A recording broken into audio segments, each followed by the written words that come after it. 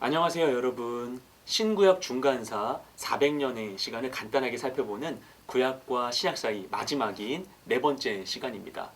오늘 이 시간에는 신약 시대에 이스라엘을 통치했었던 헤롯 왕가에 대해 함께 살펴보도록 하겠습니다.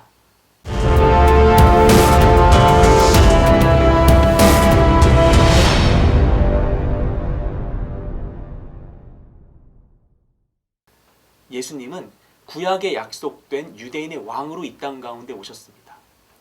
그래서 동방의 박사들이 별을 보고 유대인의 왕이 나셨다는 사실을 알게 되었을 때 그들이 유대 땅에 와서 가장 먼저 찾는 곳은 바로 이스라엘 왕궁이었습니다.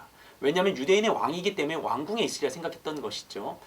그래서 그들이 왕궁에 와서 유대인의 왕으로 나신 이가 어디 있느냐라고 물어보았을 때 그 왕궁에는 일대 소동이 일어나게 됩니다. 왜냐하면 그때 이미 이스라엘에는 다른 왕이 있었기 때문입니다. 바로 헤롯이죠. 이 헤롯 왕은 유대인의 그 왕이 구약의 약속을 따라 이 땅 가운데 옴으로 인하여 자신의 지위를 위협할 것을 두려워한 나머지 베들레헴에 난 아기들을 몰살하는 잔인한 정책을 시행하게 됩니다. 유대인의 왕을 죽이려는 이스라엘 왕. 좀 이상하지 않습니까? 헤롯은 대체 어떤 사람이며 또 왜 이런 결정을 내려야만 했던 것일까요? 그리고 우리가 신약 성경을 읽다 보면 헤롯이라고 불리는 인물이 여러 사람 등장하죠. 그 중에 어떤 사람은 그냥 왕으로 불리는 반면에 어떤 사람은 분봉왕이라고 불리고 있어요. 그들은 각자 어떤 사람들이고 그리고 그들이 맡은 역할은 무엇이었을까요? 이번 시간을 통해 함께 살펴보도록 하겠습니다.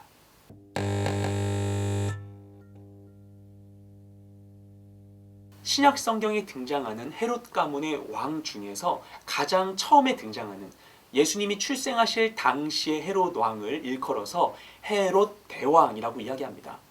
그가 사실 헤롯 가문의 첫 번째 왕이라고 할 수 있죠. 이 사람은 지난 시간 로마 제국 시간에 말씀드렸던 로마의 첫 번째 황제 아우구스투스가 직접 정식 왕으로 임명한 사람이었습니다. 그런데 이 헤롯을 가만히 들여다보면 좀 복잡한 사람이었어요. 그는 스스로를 유대인으로 자처하고 있었지만 사실 혈통적으로 정식 유대인은 아니었습니다. 그리고 그는 이스라엘의 왕이 분명했지만 자기 백성 유대인들로부터 신임을 얻지 못했습니다.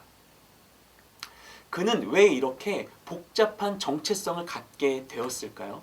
이것을 살펴보기 위해서는 조금 역사를 거슬러 올라갈 필요가 있습니다. 앞서 2강에서는 이스라엘의 독립국가였던 하스모니안 왕조에 대한 이야기를 나눴었죠.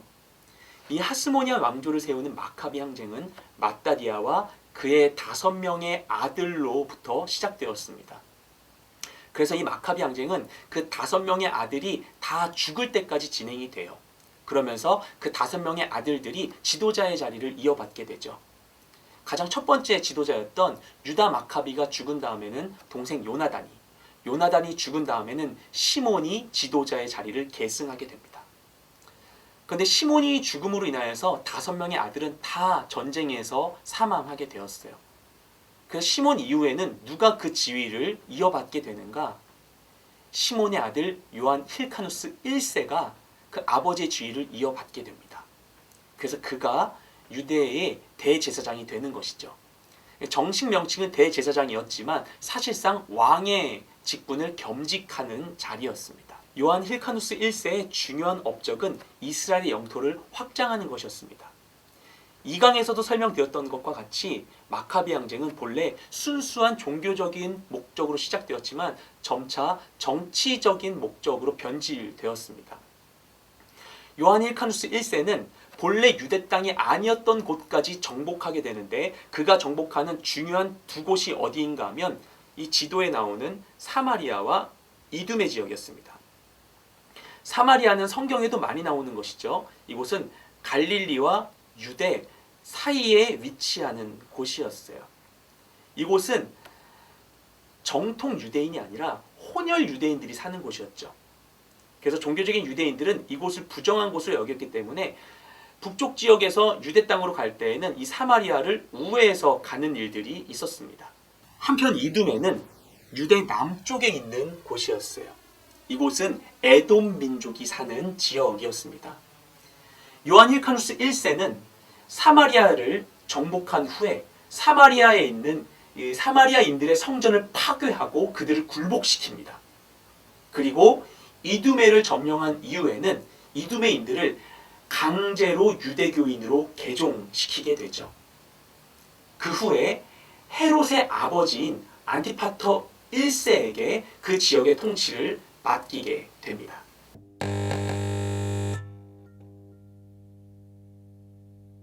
하스모니안 왕조의 후반기에는 왕권을 둘러싼 두 형제 간의 정쟁이 극렬하게 벌어지고 있었습니다.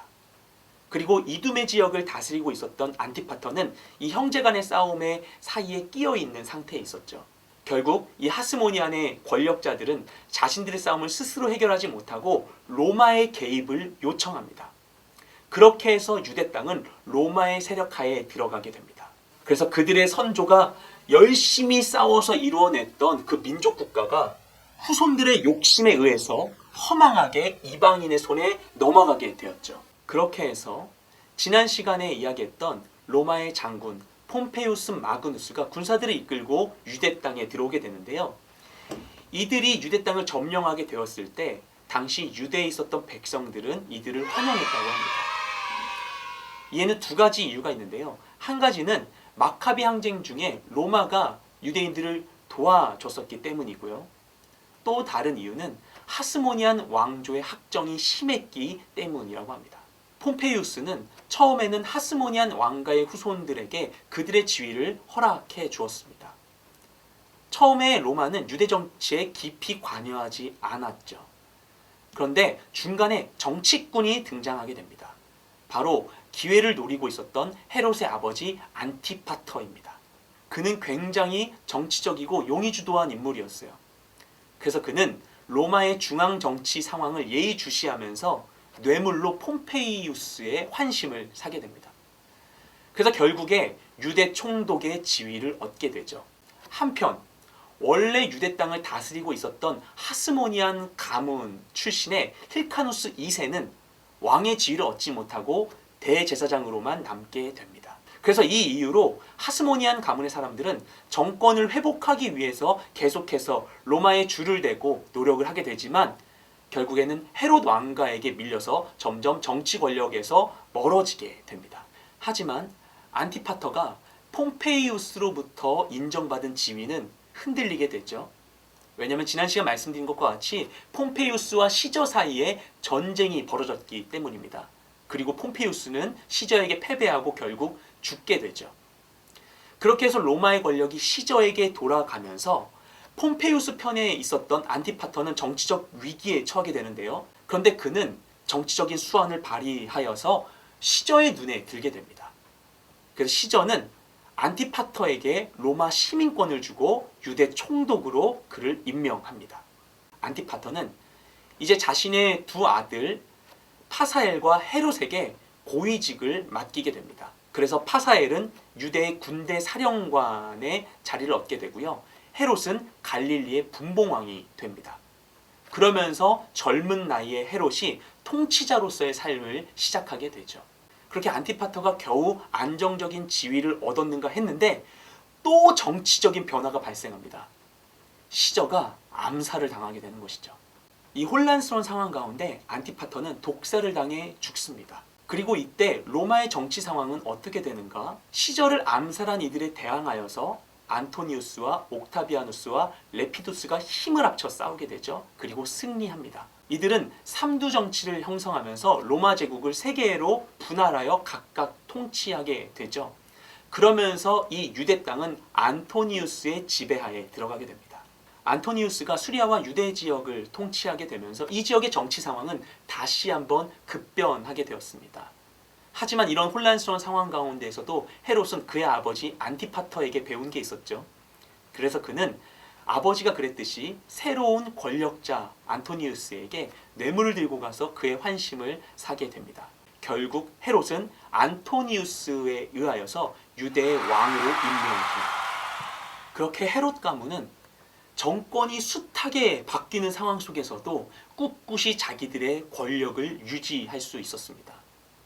그런데 여기에서 역사가 끝나지 않죠. 또 권력의 중심이 뒤바뀌게 됩니다. 이 삼두 정치의 균형은 오래가지 못하고 무너지게 되고요. 안토니우스는 옥타비아누스와 함께 로마의 마지막 패권을 두고 전쟁을 일으키게 되죠. 결국 악티움 해전에서 안토니우스가 지게 되고요. 옥타비아누스가 로마의 새 권력자가 될 뿐만 아니라 아우구스투스라는 첫 번째 로마의 황제로 등극하게 됩니다. 이런 변화 상황 속에서도 헤롯은 넘어지지 않습니다.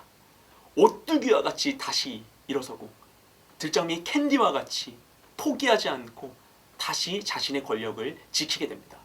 그는 상황의 변화에 빠르게 적응하면서 새로운 최고 권력자의 마음을 얻게 됩니다. 이 최초의 황제였던 아우구스투스로부터 동맹국의 왕으로서 임명되고요. 갈릴리와 유다뿐만 아니라 이 팔레스타인 전체 지역을 통치하는 왕이 됩니다. 이렇게 해서 헤롯은 드디어 정권의 박쥐 생활을 청산하고 안정적인 왕권을 얻게 됩니다. 그는 정말 역사적인 처세의 달인이라고 할 수 있겠죠. 헤롯이 아우구스투스에 의해서 왕으로 임명되는 과정에는 흥미로운 이야기가 전해지고 있습니다. 옥타비아누스가 황제가 되고 헤롯이 그에게 자신을 어필하고자 했을 때는 마침 겨울이었다고 합니다. 이스라엘 땅에서 로마로 빠르게 이동하기 위해서는 배를 타야만 했습니다. 지도가 있는데요. 여기 이스라엘에서 로마로 갈 때 지중해를 통하면 한 번에 갈 수 있죠. 그래서 사도행전에서 이스라엘에 있는 사도 바울이 로마로 압송되는 과정에서도 배를 이용하게 되죠. 그런데 이 지중해에는 큰 위험이 있습니다. 겨울의 지중해에는 북쪽으로부터 강한 바람이 불죠. 그래서 겨울에는 배를 운행하지 않았습니다. 사도행전에서 바울이 로마로 배를 타고 가는 과정만 하더라도 시작부터 이렇게 육로 가까이 이렇게 이동하게 되는데 시작부터 북쪽으로부터 바람을 계속 받게 되죠. 그래서 그들이 바람을 피하려고 크레타 섬 남쪽으로 가지 않습니까? 그리고 잠깐 좋아서 이 서쪽 지역 항구로 가서 이 겨울을 날려고 잠깐 이동하는 중에 유라굴로라는 광풍을 만나서 표류를 하다가 겨우겨우 멜리데 섬, 몰타 섬에 도착하게 되죠. 그런 상황이었기 때문에 헤롯은 로마로 가는 것을 망설일 수밖에 없었습니다.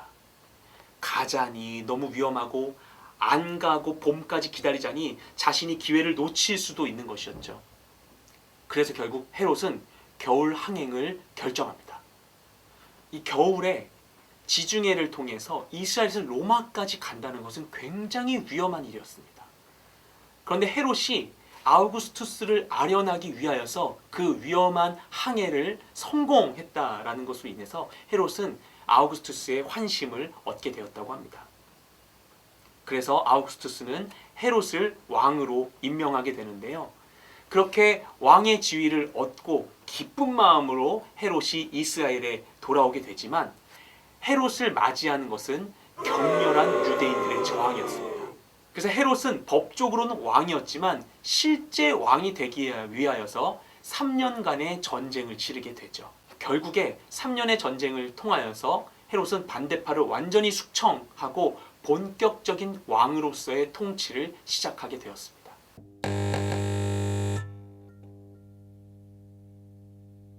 지금까지 헤롯이 이스라엘의 왕이 되기까지의 과정을 짧게 간추려서 살펴보았는데요. 로마가 이처럼 자신들이 지배한 지역에 별도의 왕정을 허용하는 것은 매우 특별한 일이었습니다. 왜 로마는 이처럼 이스라엘에 독립왕조를 세운 것일까요? 처음 폼페이우스가 이스라엘 지역을 점령했을 때만 하더라도 로마는 이곳에 대해서 적극적인 통치와 착취를 진행하진 않았습니다. 당분간 이 지역에 있었던 정치 질서를 인정하고 그대로 진행을 하게 됩니다. 그랬던 이유는 당시 로마가 너무나 내부적인 갈등이 있었고 혼란스러운 상황이었기 때문에 여기까지 신경 쓸 여력이 없었던 이유도 있고요. 또 하나는 무엇인가 하면 적국인 파르티아를 견제하기 위해서였습니다. 파르티아는 이스라엘의 동쪽에 있는 거대한 제국이었어요. 지금의 이란과 이라크 땅에 해당한다고 볼 수 있죠. 바로 여기가 파르티아입니다. 로마는 파르티아와 몇 번의 접전을 치르지만 파르티아를 점령하지는 못했습니다. 그래서 로마에게 있어서 파르티아는 매우 신경 쓰이는 적이었죠. 이 파르티아는 유대 땅에 인접해 있었습니다. 그런데 만약에 유대인들이 로마에 반대해서 파르티아의 도움을 요청하게 된다면 로마는 큰 손해를 감수해야만 했습니다. 유대민족은 역사적으로 마카비 항쟁에서도 증명되었듯이 매우 독특한 폐쇄적인 민족성을 갖고 있는 이 민족이었습니다. 그래서 지금은 로마의 치하에 있을지라도 언제든지 로마에게 반기를 들 수 있는 이들이었죠. 그 로마가 마음에 안 든다면 이번엔 파르티아에게 손을 뻗을 수도 있는 이들이었습니다. 그리고 그런 일로 인해서 만약 이 지역을 적국인 파르티아에게 빼앗기게 된다면 로마는 군사적으로 큰 어려움을 당할 수도 있었습니다. 당시 로마는 지중해 북쪽인 이 유럽과 소아시아 지역, 그리고 지중해 남쪽인 이 북아프리카 지역, 이집트 지역들을 차지하고 있었는데요. 만약에 그 둘을 잇고 있는 이 유대 땅을 적국에 빼앗기게 된다면 북쪽과 남쪽의 로마는 서로 육로로 연결되지 않게 되죠. 그렇게 되면 북쪽과 남쪽에 이 육군과 해군이 따로 활동을 하게 됩니다. 하지만 이스라엘 지역을 로마가 차지하게 된다면 북쪽과 남쪽이 육로로 연결되면서 이 지중해 전체가 로마의 내해가 되죠. 지중해 전체를 차지할 수 있게 되는 것입니다. 그래서 로마는 유대인에 대해 유화 정책을 펼칠 필요가 있었습니다. 그 결과 로마가 선택한 방법은 이들에게 자치권을 허용하는 것이었어요. 그래서 겉으로는 별도의 왕정을 통해 자치를 주는 것 같으면서 착취를 하려는 것이죠. 그래서 로마는 이 지역에 별도의 왕국을 세우게 됩니다.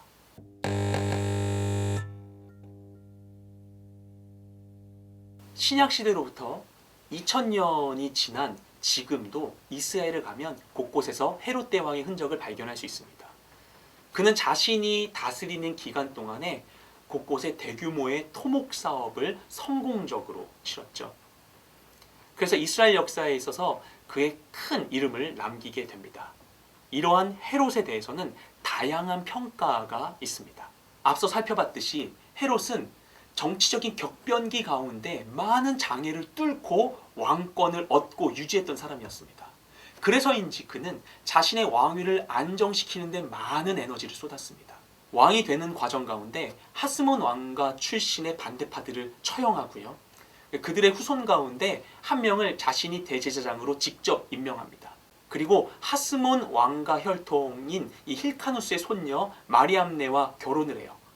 그 이유는 유대인들의 환심을 사기 위해서였습니다.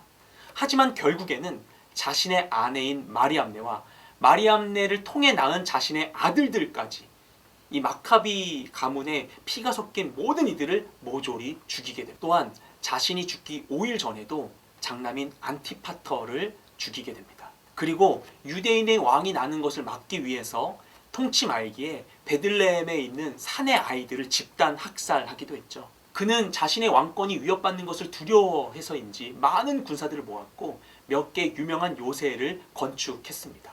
그런 부정적인 부분도 있었지만 헤롯의 업적을 보면 그가 그저 자신의 지위를 유지하기 위해서만 애쓴 것이 아니라 자신의 나라와 백성을 돌보기 위해서도 열심히 헌신했다라는 점을 발견할 수 있습니다. 그는 이스라엘의 불모지들을 식민지로 개척했고요.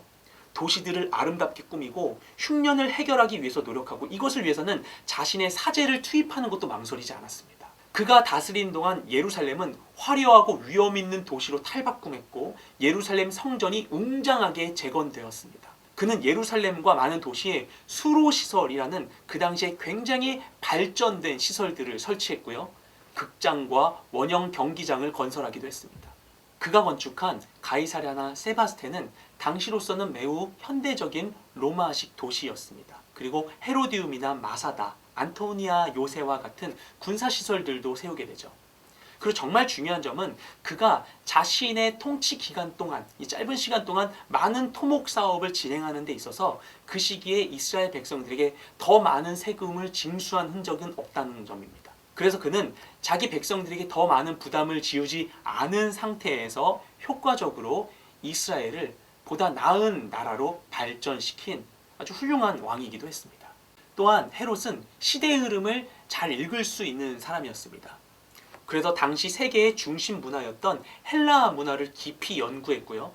자신의 나라와 백성들이 이 헬라 문화, 선진화된 문화에 개방될 수 있도록 계속 기회를 열어주었습니다. 그래서 로마식 도시와 건축물을 세우고 또 올림픽 경기에 후원도 하고요. 자신이 통치하는 곳에 유대인과 헬라인들이 조화를 이룰 수 있도록 했습니다. 그리고 헤롯을 평가하는 데 있어서 매우 인상적인 점은 그가 유대인들에게 미움을 받고 있었음에도 불구하고 자신이 유대인이라고 생각하고 있었다는 점입니다.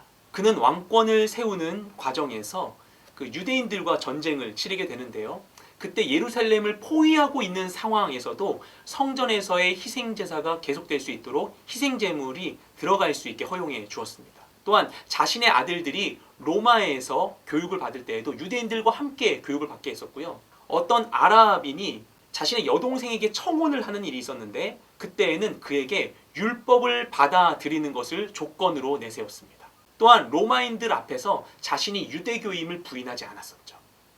이런 상황을 배경으로 볼 때 헤롯은 진정 자신을 유대인으로 생각했던 것 같습니다. 그래서 그는 이스라엘에 로마 황제의 형상을 따서 만든 그 동전이 들어오는 것을 막았고요. 그래서 이스라엘 안에서는 별도의 세겔이라는 별도의 화폐를 사용하게 했습니다.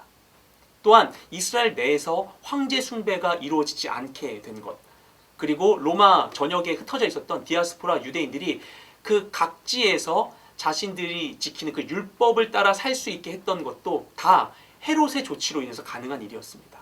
그가 로마 권력에 기대었던 것을 생각하면 매우 신기한 일이라고 볼 수 있죠. 이처럼 헤롯은 자신을 정말 유대인이라고 생각했던 것 같습니다. 그럼에도 불구하고 유대인들로부터 배척당했을 때 그의 마음속에 큰 상처가 있었을 것이라고 짐작할 수 있겠죠. 이처럼 헤롯은 스스로를 유대인이라 생각하고 유대 백성을 위해서 끝까지 헌신했지만 끝까지 유대인들에게 왕으로 인정받지 못했습니다. 그런데 재밌는 것은 이 신약시대 이후에 이스라엘에서 가장 평화로웠던 시절은 이 헤롯 대왕이 다스리던 시기였습니다.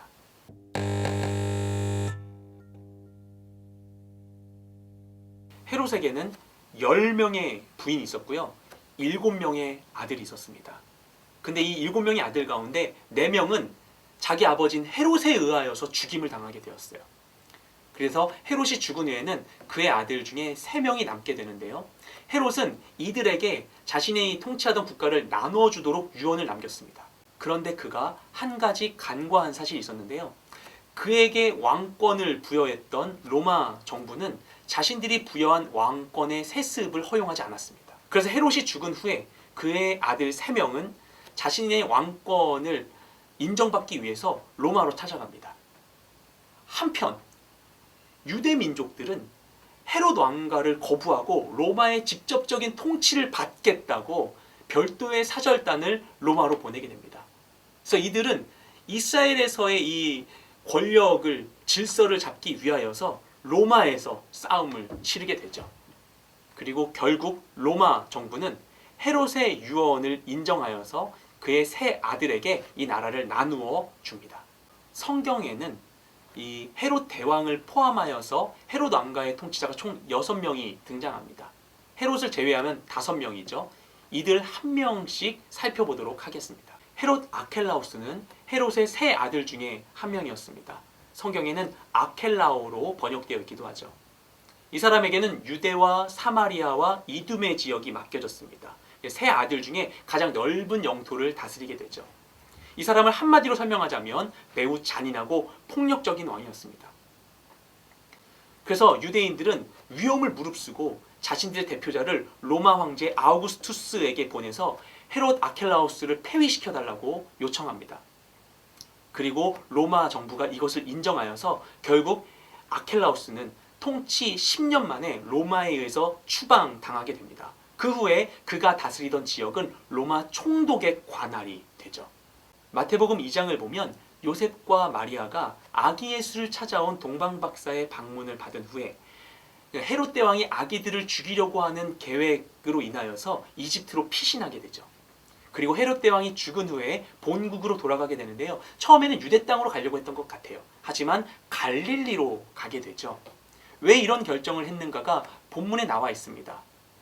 헤롯 아켈라오가 유대 지역의 왕이 되었다는 소식을 듣고 무서워서 갈릴리로 갔다고 하죠. 왜냐하면 갈릴리를 통치한 사람은 다른 왕이었기 때문입니다.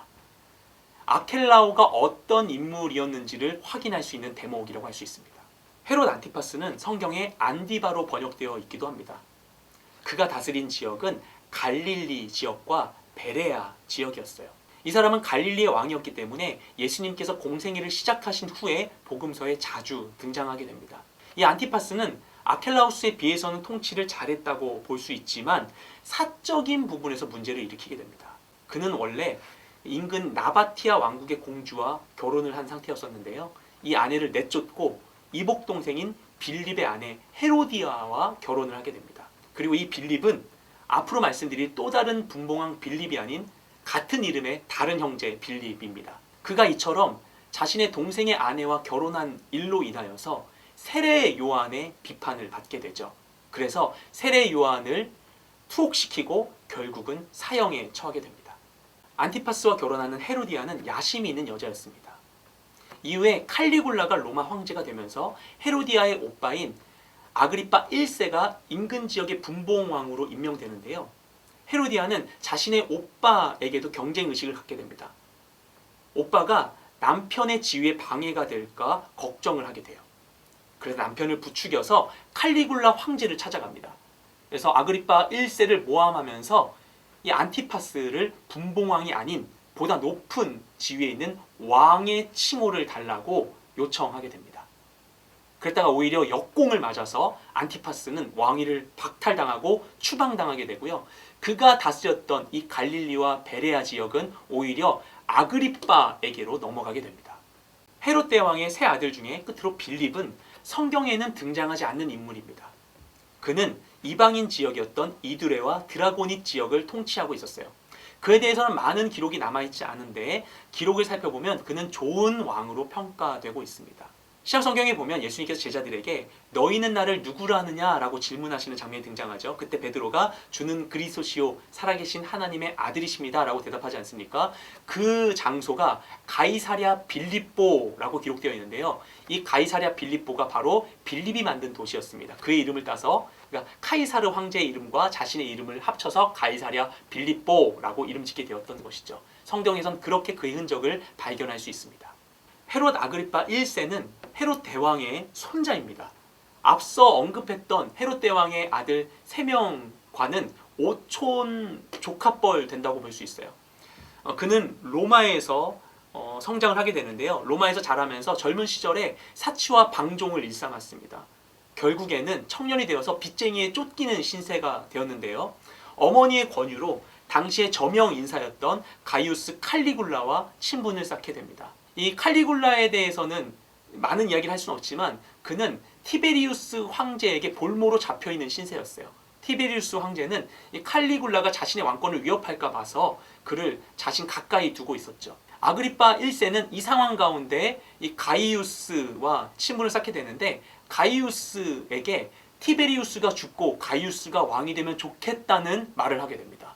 그리고 이 말이 티베리우스 황제의 귀에 들어가면서 아그리파 1세는 감옥에 갇히게 되죠. 그런데 결국 그가 원하던 대로 티베리우스가 죽고 칼리굴라가 로마의 황제가 되면서 아그리파 1세는 감옥에서 풀려나게 됩니다. 그리고 황제로부터 사면을 받은 아그리파 1세는 앞서 빌립이 다스렸었던 이 드라고닛 지역의 분봉왕으로 파견됩니다. 그리고 이후에 앞서 말씀드린 것과 같이 헤롯 안티파스가 쫓겨난 후에는 그가 통치하고 있었던 갈릴리와 베레아 지역도 받게 돼요. 그리고 칼리굴라 황제 이후에 클라우디우스가 황제가 되는 과정에 공헌하면서 그는 유대와 이두메와 사마리아 지역도 받게 됩니다. 그래서 아그리파 1세는 과거 헤롯 대왕이 통치했던 대부분의 지역을 회복하게 되죠. 그래서 이 모든 지역을 헤롯 왕가의 한 명의 왕이 다 통치하게 됩니다. 그는 매우 정치적 수완이 좋았고 유대인들의 마음을 사는 일에도 성공적이었습니다. 그는 유대인들의 환심을 사는 방법을 잘 알고 있었어요. 그래서 유대인들이 미워하고 있었던 기독교를 탄압하는 데 앞장서고 있었습니다. 사도행전 12장을 보면 최초의 순교자가 되는 야고보를 죽인 사람이 바로 이 아그리파 1세였습니다. 그리고 그가 베드로를 감옥에 가두게 되죠. 베드로가 천사의 도움으로 감옥에서 나오게 되는 사건이 바로 이때 발생했던 것입니다. 이처럼 유대인들에게 지지를 받으면서 승승장구하고 있었던 헤롯 아그리파 1세는 이 왕국의 모든 영토를 회복한 지 겨우 3년 만에 갑작스러운 죽음을 맞게 됩니다. 아그리파 1세가 죽었을 때 그 아들 아그리파 2세는 겨우 17세에 불과했습니다. 그래서 로마 정부는 그 아들에게 아버지 나라를 넘겨주지 않습니다. 하지만 후에 갈릴리와 그리고 빌립이 이전에 다스렸던 그 지역의 분봉왕으로 임명하게 되죠. 사도행전 25장을 보면 바울이 가이사랴에 구금되어 있는 중에 베스도 총독에게 아그리파 왕과 버니게가 방문해서 그들이 바울의 변론을 듣는 장면이 등장합니다. 여기 등장하는 아그리파 왕이 바로 아그리파 2세고요. 버니게는 그의 딸입니다. 그가 통치하던 중에 이스라엘에 아주 큰 사건이 발생하는데요. 지난 시간에 말씀드렸던 유대인이 로마에 대항하여 일으킨 유대전쟁이었습니다. 이 결과로 이스라엘은 완전히 자취를 감추게 되고요. 이 지역은 로마 총독의 통치를 받게 되죠. 그러면서 아그리파 2세는 헤롯 왕가의 마지막 왕이 됩니다.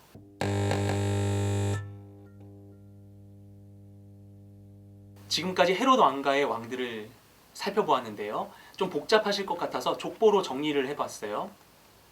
그 족보를 정리하면 이렇습니다. 네. 헤롯 대왕이 있고 그 후계인데 여기서 이 검은 선은 결혼한 관계고 회색 선은 아들을 낳은 관계입니다. 헤롯 대왕이 아내들이 있었는데 그 중에서 이 앞서 나오는 이 아내들은 아들을 낳은 아내들이에요. 그래서 앞서 나온 이 4명의 아들들은 아버지에 의해서 죽임당하게 되죠. 살아남은 3명의 아들들이 아버지 이어서 왕이 됩니다. 그 다음에 왕위가 되는 아그리파 1세는 아리스토블루스의 아들이에요. 아리스토블루스는 3명의 자녀를 낳았는데요. 먼저 헤롯이라는 아들이 있었습니다. 이 사람은 그 칼키스 지역을 다스렸던 사람이고 이 사람은 성경의 이름이 따로 등장하지는 않습니다. 그리고 여기 아그리파 1세가 있죠. 네, 아그리파 1세가 아까 말씀드렸던 그 아그리파 1세 왕입니다. 그리고 아그리파 1세는 또 3명의 자녀를 낳는데 먼저 이 버니게, 아까 말씀드렸던 그 사도 바울의 변론을 듣는 버니게 딸이 여기 있고요. 그는 이 헤롯 2세와 결혼을 합니다. 삼촌하고 결혼하는 거죠. 그리고 아그리파 1세를 이어서 나중에 왕이 되는 아그리파 2세가 여기 있습니다. 그리고 한편 헤로디아는 본래 첫 번째 남편이었던 빌립과의 사이에서 살로메를 낳게 되고요. 이는 분봉왕이었던 빌립과 결혼을 하게 됩니다. 그리고 여기 안티파스가 이후에 헤로디아와 결혼을 하게 되죠. 네. 이해가 잘 되십니까?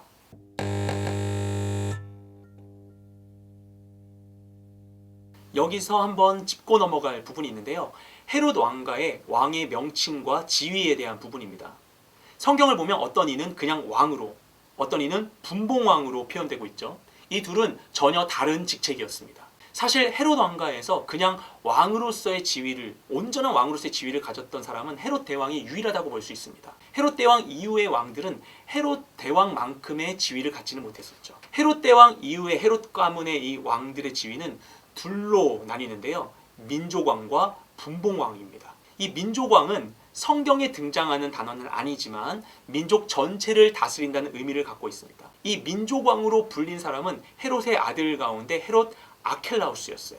이 아켈라우스에게는 그 같은 형제였었던 안티파스나 빌립보다 좀 높은 지위가 주어졌었습니다. 그리고 이후에 왕이 되는 헤롯 아그리파 1세도 민족왕이라고 볼 수 있습니다. 한편 분봉왕은 이스라엘의 분할된 일부 지역에서만 다스린다는 의미를 갖고 있습니다. 민족왕보다는 한 단계 낮은 지위를 갖고 있다고 볼 수 있죠. 그래서 헤롯 안티파스나 빌립 그리고 헤롯 아그리파 2세가 분봉왕이었습니다.